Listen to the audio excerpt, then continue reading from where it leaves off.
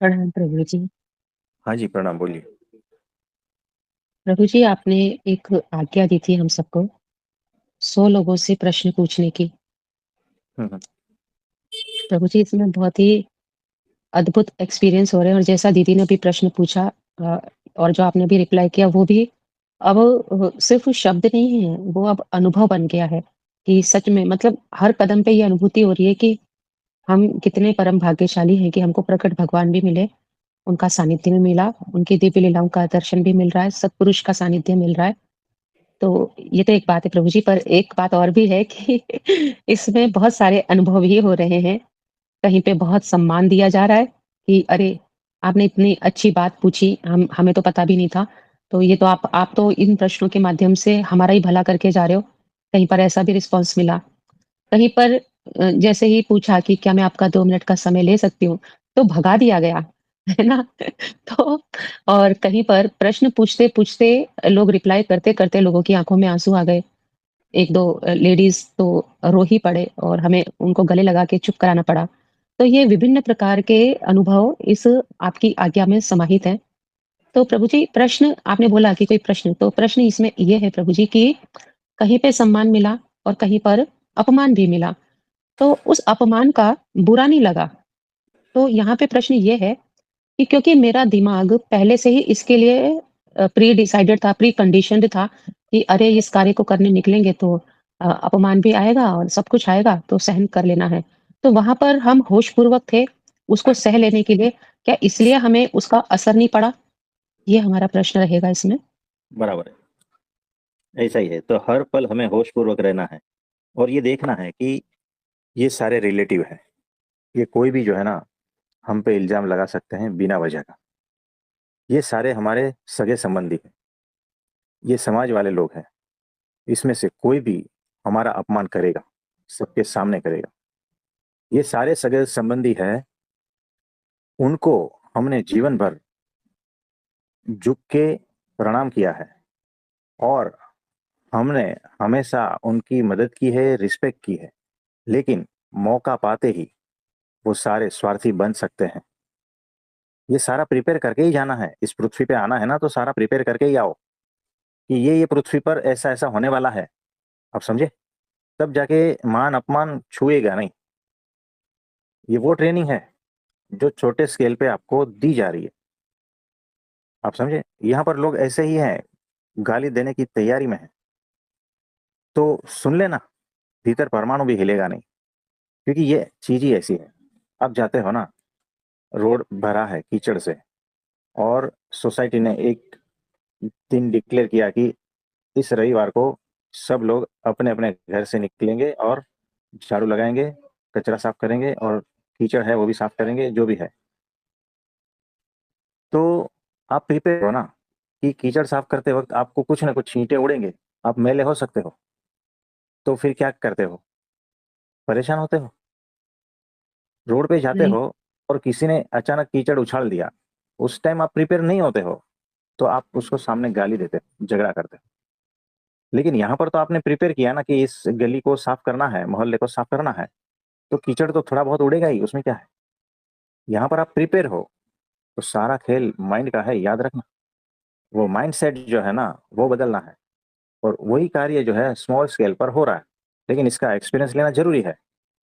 हमने बता दिया और आपने घर में बैठ के ऐसा इमेजिन कर लिया, ये बात नहीं है। प्रत्यक्ष जाओगे तब पता चलेगा, तब आपके भीतर कितने परमाणु हिलते हैं, ये प्रत्यक्ष पता चलेगा। फिर इसी को जो है जब आप जीवन में अप्लाई करोगे, आपके आस-पास के लोगों को, आप जहाँ पर काम करते हो, फैक्ट्री, वर्कशॉप जहाँ पर भी है, नौकरी-धंधा सब में अप्लाई होता है ये सारी चीज़ें, कि अब जो है, अब कोई भी कुछ भी कहे, ये होना ही है क्योंकि यहाँ पर ऐसा ही है। लोग गालियाँ देंगे, लोगों के विभिन्न प्रकार हैं, उनके माइंडसेट विभिन्न प्रकार के हैं, सबकी अपनी-अपनी मान्यताएँ हैं। तो टकराने जाओगे, तो बजेगा, आवाज़ आएगा, है ना? तो ये प्रैक्टिकल है, होशपूर्वक किया है। ऐसा ही होशपूर्वक हमें समाज और संसार में रहना है, माया में रहना है। अब आपको पता चला?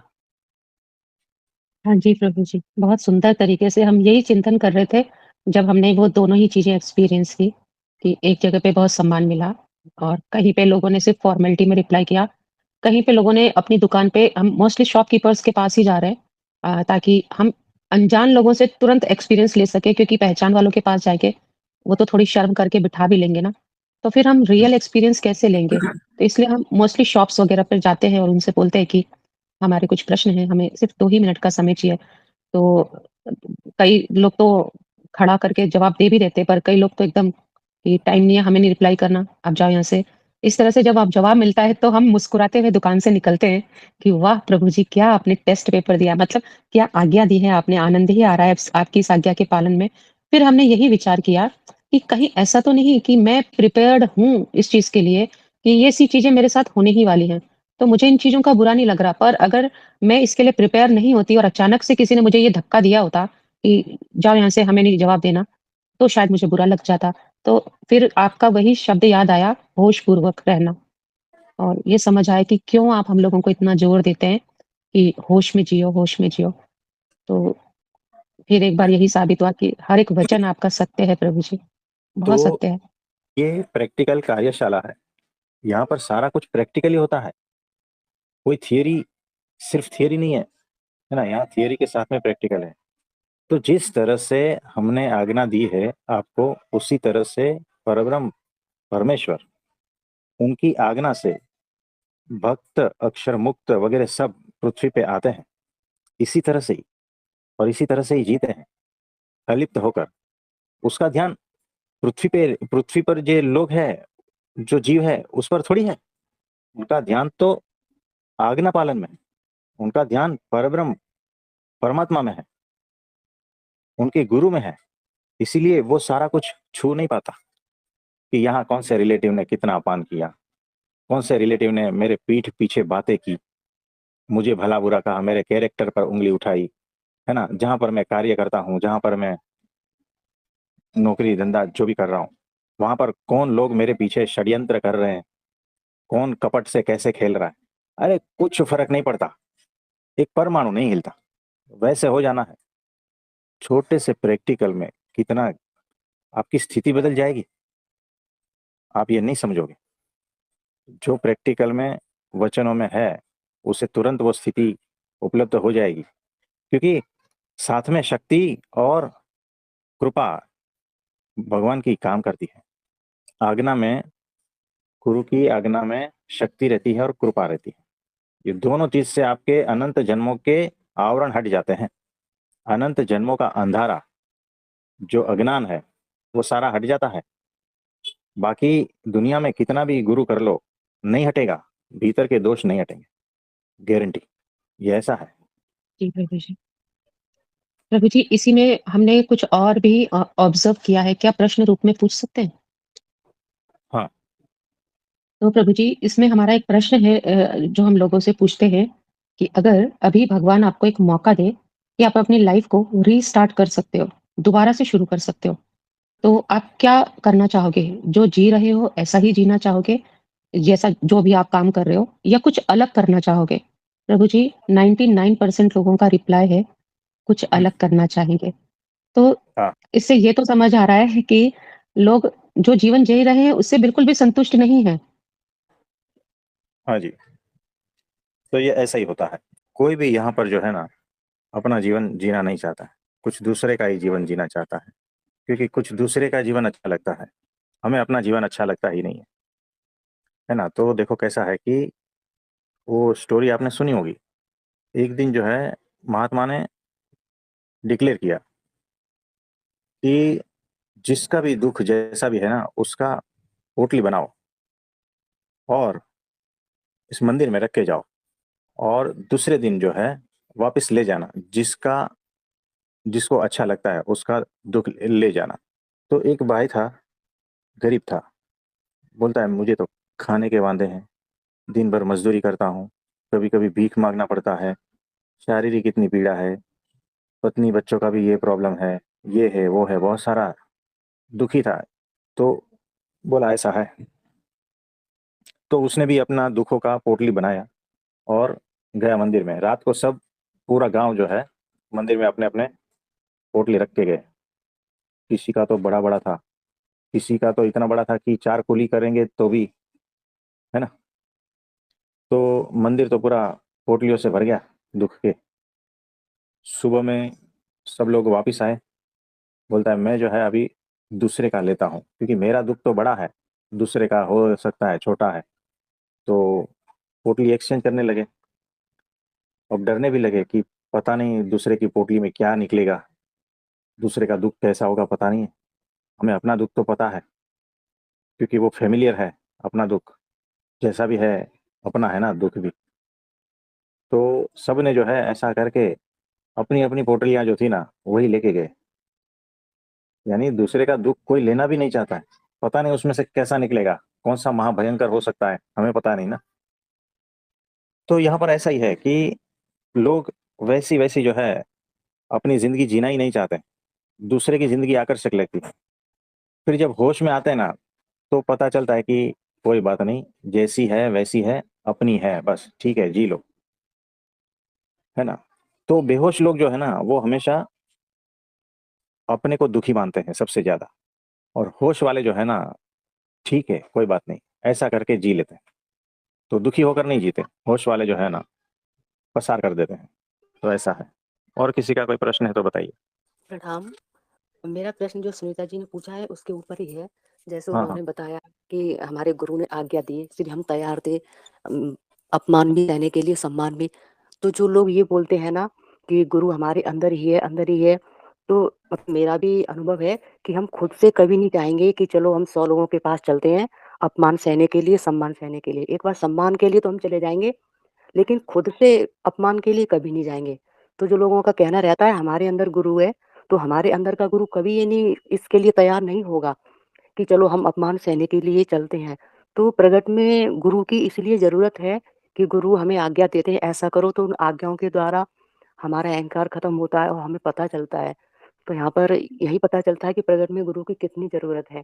ये कहना बिल्कुल गलत है बिना प्रगट गुरु के मिले कि गुरु मेरे अंदर ही है। इस पर आप कुछ बताइए। जी बराबर है, एग्जैक्टली बराबर है। प्रगट के बिना काम नहीं होगा। हाँ, अपने आपका गुरु आप ही हो, है ना। पहले ये तो देखो आप हो कौन। आप भरे पड़े हो मोह माया से, कीचड़ में फंसे हो, काम क्रोध लोभ से फंसे हो, गुणों से लिप्त हो, है ना, बहुत सारा कुछ। और आप जैसे हो वैसा ही आपके भीतर का गुरु होगा। वो भी कीचड़ से ही लदालद भरा पड़ा है। तो दोनों मिलके क्या करोगे बताओ। कीचड़ में छपछपिया करोगे, है ना। तो अपना गुरु अपने भीतर है। तू ही तेरा गुरु है। ये सिखाने वाले और सीखने वाले दोनों अहंकारी है, याद रखना, और दोनों बेहोशी में चल रहे हैं। उसे कुछ पता ही नहीं है अध्यात्म के बारे में। आप समझ। तो ऐसा है। मुझे तो ये अंदर से अंतर्दृष्टि हो रही है कि जो ये बोलता है कि मेरा गुरु मैं खुद ही हूँ, तो वो गुरु है प्लस उसका नाम होगा अहंकारी गुरु। ऐसा ही है, बराबर है। क्योंकि मैं ये दूसरा का सुन के नहीं बोल रही, खुद मैंने अनुभव किया है कि अगर आप आज्ञा नहीं देते तो कोई कितना भी, देखो सीधा अच्छा होना वो चीज अलग होती है, लेकिन अपमान सहने के लिए कोई खुद से नहीं जाता कि चलो मैं जाता हूँ, मैं खुद खुद का गुरु हूँ। क्योंकि खुद में अहंकार रहता ही है जब तक प्रगट गुरु और प्लस मायातीत गुरु हमको आज्ञा नहीं देते हैं। उनकी आज्ञा से ही हमको अंतर्दृष्टि होती है कि हमारे अंदर इतना अहंकार है। ये मैं खुद का बोल रही हूँ। अगर मैं बोलूँ मैं अपना गुरु हूँ, तो वो महा अहंकार वाला गुरु अंदर से निकलेगा। क्योंकि अगर हमें अभी कुछ अच्छा बुरा होता है या कोई टेस्ट आता है, तो हम कितना अणु परमाणु हिल जाते हैं, तो हम गुरु के पास जाते हैं, यानी आपके पास आते हैं, तो आप उसका सॉल्यूशन देते हो। तो यहाँ से यही पता चल रहा है कि बिल्कुल मिथ्या है प्रगट गुरु के बिना मिले कि मेरा गुरु मैं ही हूँ। हाँ जी बराबर है। जी थैंक यू। और किसी का कोई प्रश्न है तो बताइए। प्रभु जी प्रणाम। जी प्रणाम, बोलिए बोलिए। प्रभु जी एक वो रामायण में था, तुलसीदास जी ने कहा था सिया राम में सब जग जानी, करो प्रणाम जोर जुग पानी। इसका अर्थ क्या होता है प्रभु जी? उसका हमें हिंदी में बताओ। हिंदी में मतलब वो तुलसीदास जी कहते हैं कि सिया राम में सब जग जानी, यानी पूरे जगत को सिया राम वो कह रहे हैं कि जानता हूँ मैं, पता नहीं किसी का, और उनको हाँ प्रणाम करता हूँ मैं। मैं ये है जी कि सारी पृथ्वी के सभी जीवों को मैं सिया राम के तुल्य मान करके उनको प्रणाम करता हूँ। हाँ जी। तो वही ना कि कण कण में घट घट में राम, सब जगह पे मुझे मेरे परमात्मा ही दिखते हैं और कुछ दिखता ही नहीं है उसके अलावा। जी प्रभु जी। और इस तरह से ही मैं प्रणाम करता हूँ। यानी दिव्य भाव है, निर्दोष बुद्धि है। हम्म, जब निर्दोष बुद्धि आती है, दिव्य भाव आता है, तब ये शक्य होता है। तो अद्भुत बात है। और किसी का कोई प्रश्न तो बताइए। प्रणाम प्रभु जी। हाँ जी मुकेश भाई, बोलिए बोलिए। प्रभु जी, क्वेश्चन तो नहीं है, लेकिन जो आपने अभी कहा था कि स्वामीनारायण मंदिर के बारे में आपने कहा था कि वो जो रास्ते के बाजू में ही है, तो अभी सब वो याद आ रहा है कि देखो ना प्रभु जी, वो तो रास्ता एकदम छोटा ही है और एक साइड मंदिर है और दूसरे साइड में सब टैक्सी वाले वगैरह रहते हैं और खाने पीने की सभी चीजें रहती है। तो एक साइड में पूरी मुक्ति है और दूसरी साइड में माया है। तो माया जितने भी लोग अभी जूझ रहे हैं मुक्ति के लिए, तो मुक्ति सामने वो दिखाई दे रही है, सिर्फ 5 कदम की ही दूरी है वो रास्ता क्रॉस करने के लिए, वो भी बड़ा रास्ता नहीं है। फिर भी माया का इतना आवरण है बीच में कि वो वहां तक पहुंच ही नहीं पा रहे हैं जिसके लिए वो तरस रहे हैं। बराबर है। तो यही प्रभु जी वो दिखाई दे रहा था अभी। और वो देख ऐसे रहे ही हैं कि दूसरे लोग वहां पे जा रहे हैं, फिर भी वो उसके बाजू से आते हैं, कि ऐसा भी नहीं है कि बहुत बड़ा एरिया है वगैरह, एकदम सामने ही है, उसके बाजू से ही जाते हैं एंट्रेंस के, फिर भी वो अंदर तक नहीं पहुंच पाते। मतलब माया का कितना बड़ा खेल है कि वो उनको अंदर तक आने भी नहीं दे रही है। इतने आवरण है कि उसे पता ही नहीं है कि कहाँ जाना है। उसे तो उसकी इंद्रियां जहाँ ले जाती है ना, वहीं जाते हैं। उसकी भूख उसको कहाँ ले जाती है, वहां जाता है। उसकी पीड़ा, उसकी वासना, उसकी इच्छाएं कहाँ ले जाती है, वहां वहां वो जाता है। जीव बेचारा कितना दुर्बल है, सोचो। बिल्कुल। है ना, उसे इतना होश भी नहीं है कि मुझे कहाँ जाना है, मैं क्यों आया हूँ और क्या करने आया हूँ, और ये मैं क्या कर रहा हूँ, उतना होश नहीं है उसे।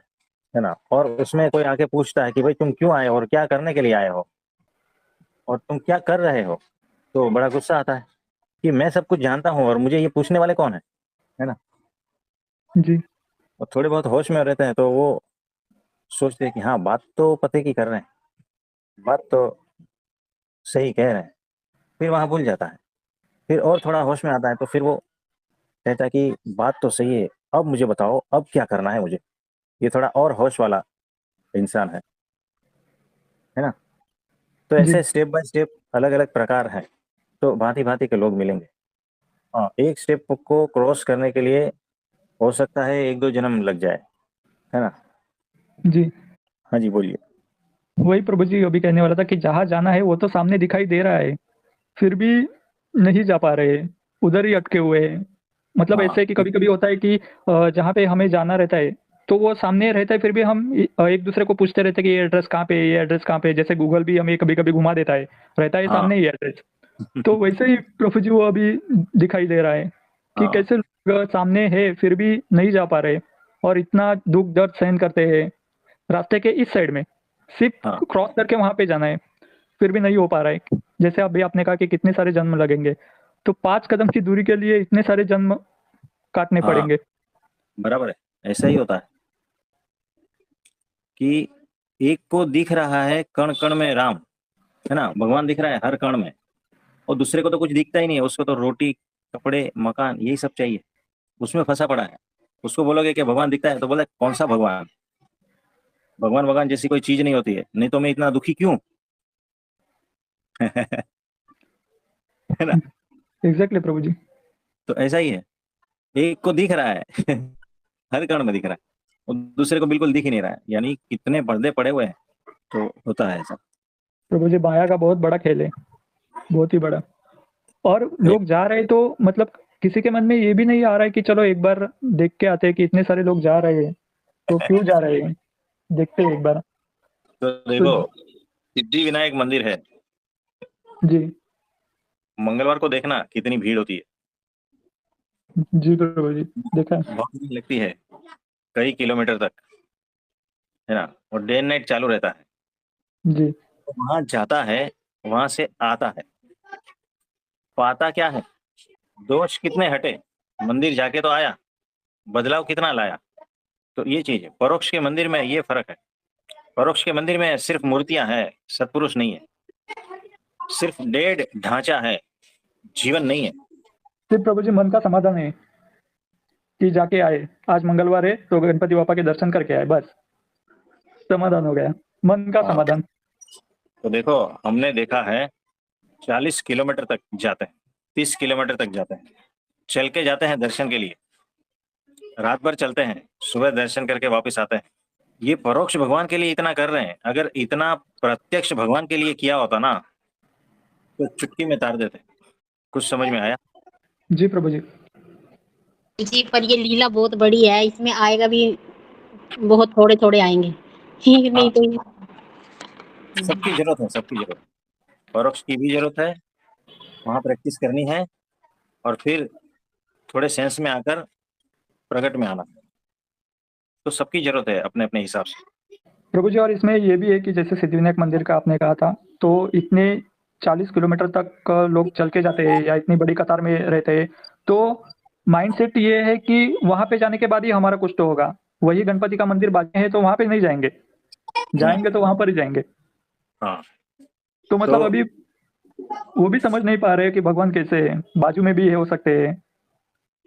तो देखो कैसा है कि उनके मन में ऐसा रहता है कि वहां जाके कुछ होगा, यानी कि कुछ माल मलिदा मिल जाएंगे हमारे जीवन में, और जब नहीं मिलता है ना तो अरे उसमें कुछ मजा नहीं है, कुछ दूसरा मंदिर ढूंढते हैं जी प्रभु जी यही है।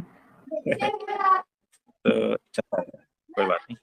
तो आप सभी को मेरा नमस्ते, प्रणाम।